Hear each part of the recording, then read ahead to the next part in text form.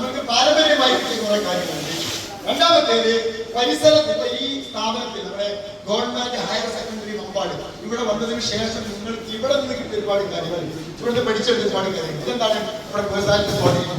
ഇതിന് പകരം നിങ്ങൾ മറ്റൊരു ലോക്കൽ സ്കൂളിലാണ് പോയിരുന്നത് ഇത്രയും നിങ്ങൾക്ക് കപ്പാസിറ്റി കൊള്ളണമെന്നില്ല. മൂന്നാമത്തെ ഒന്ന് റോൾ മോഡൽ. ഇപ്പൊ ചിലര് ഹനാൻഷിയെ പറഞ്ഞു, വേറെ ചിലര് ജോസഫ് അനക്കുട്ടിയെ പറഞ്ഞു. ഇനി നിങ്ങൾക്ക് മറ്റു പലരെ കുറിച്ച് സംസാരിക്കാൻ സാധിക്കും. ഇങ്ങനെ നമ്മൾ റോൾ മോഡലായി കാണുന്ന ആളുകൾ നമ്മളിൽ എന്ത് ചെയ്യും? നമ്മൾ പോലും അറിയാതെ സ്വാധീനം. അവർ സംസാരം, അവർ വേർഡ്സ് ഇല്ലേ?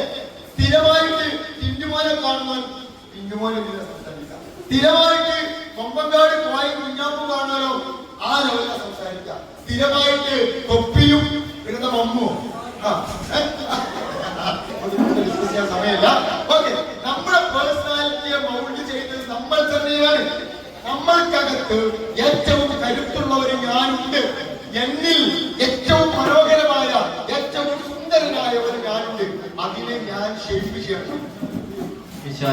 എന്റെ ബോഡി ലാംഗ്വേജ്, എന്റെ വായനാ രീതി, എന്റെ ഇടപെടൽ, എന്റെ മറ്റുള്ളവരുമായിട്ടുള്ള പെരുമാറ്റം, എന്റെ ഓരോ കാര്യങ്ങളും ഒന്നുകൂടി ഷേപ്പ് ചെയ്തെടുത്താൽ ഞാൻ ഒന്നുകൂടി ഒരു ബെസ്റ്റ് വേർഷനായി മാറും. That's where you can mold your personality. നമുക്ക് ഓരോ